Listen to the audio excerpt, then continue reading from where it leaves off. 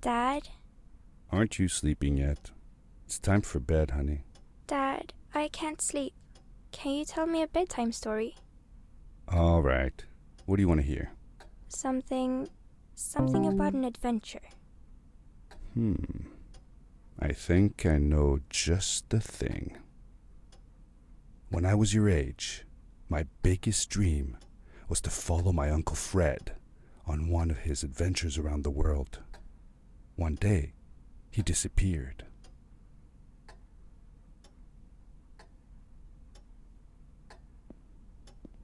I stepped into the lobby of my uncle's house. It lay just across the hill from where I lived with my mother, your grandmother. She had tried to keep me from going, but I wanted to see if Fred was home yet from his latest adventure.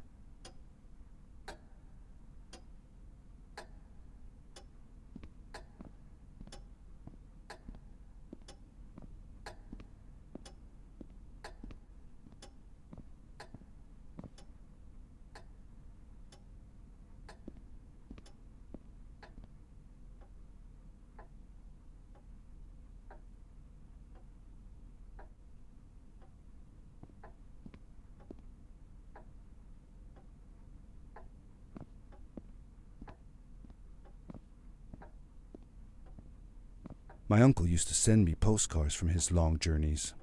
Greetings from Nepal, Galapagos, Kilimanjaro, the Amazon River. This was the first time he had left without a word, without sending cards.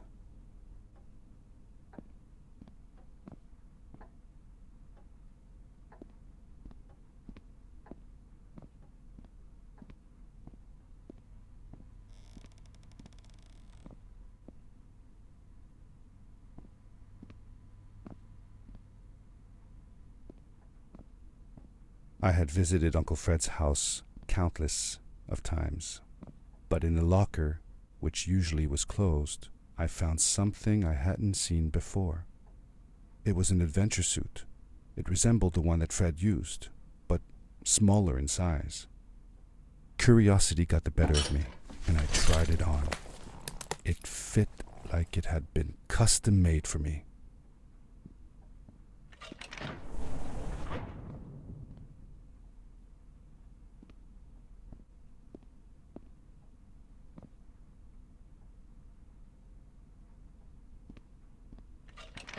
The most mysterious room of my uncle's house was the observatory. There he kept his newest experiments, and right now it held a pad used for disposing of garbage.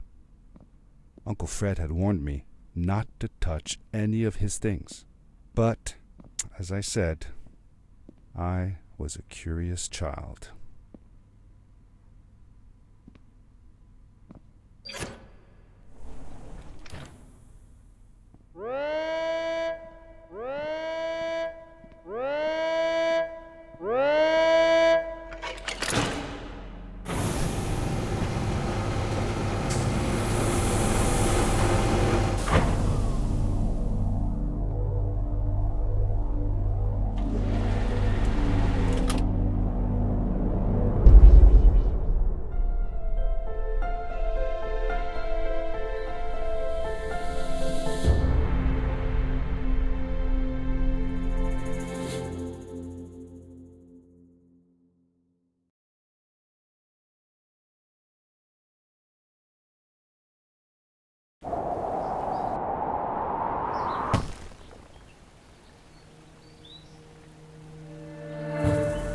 I landed with a crash, but thanks to the suit I wasn't hurt.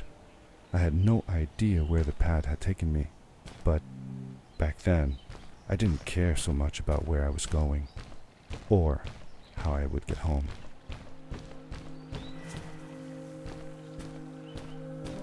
The suit protected me from falls on the ground, but not in water. I couldn't swim with this thing on. Best be careful.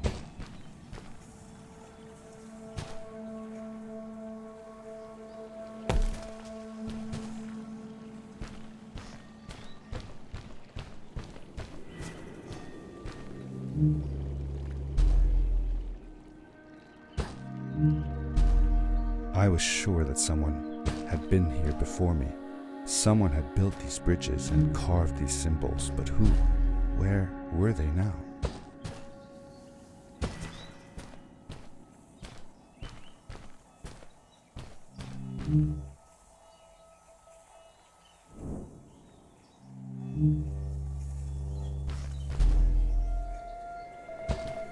I found a strange gizmo, some sort of measuring tool that Fred must have built. It seemed to be done measuring though, so I took the results to give to Fred.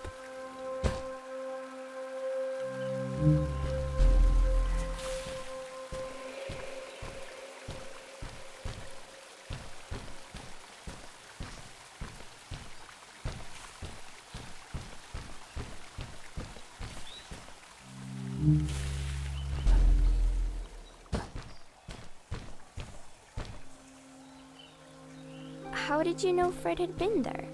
Well, I found a small campsite where Fred must have slept before going further into the caves. I knew it was him because the place was littered with empty packages of his favorite hiking foods. Canned soups, tube food, and instant noodles. Tube food? That sounds gross. Oh well, it's not that bad. One winter, Uncle Fred and I went hiking into the mountains, and we were surprised by a blizzard. We were stuck in a small cabin for 2 days, and all we ate was tube food, and cold canned goulash as well. Your grandmother was worried sick, but I thought it was all very exciting.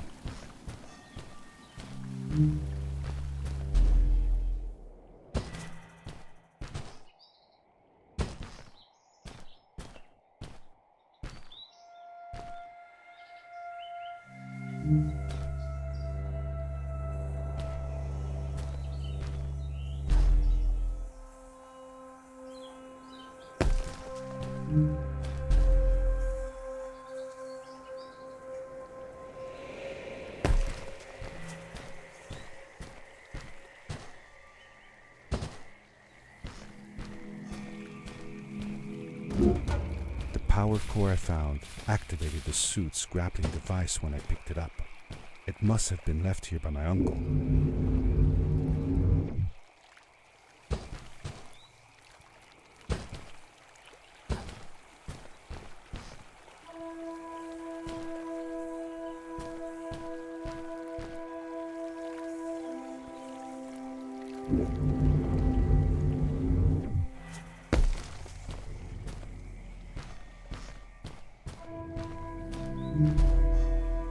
The grappling device left a sort of symbol everywhere I grappled.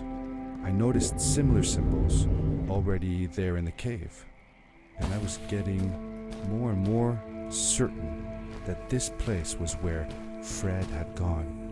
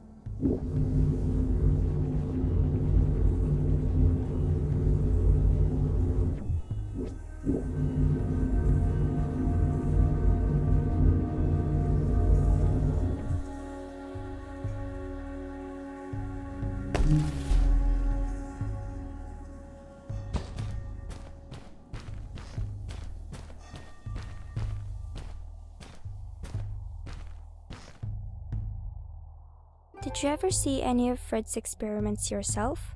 Yes, I actually helped him collect samples for his research sometimes.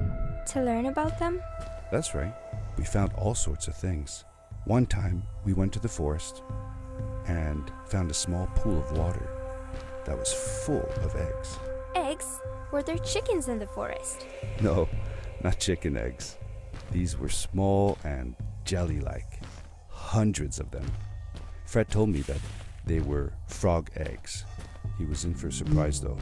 Guess what happened? What? What happened? Well, we took some eggs back home, and one day, Fred woke up with bites all over his body. Turns out, it wasn't frog eggs after all. It was mosquito eggs.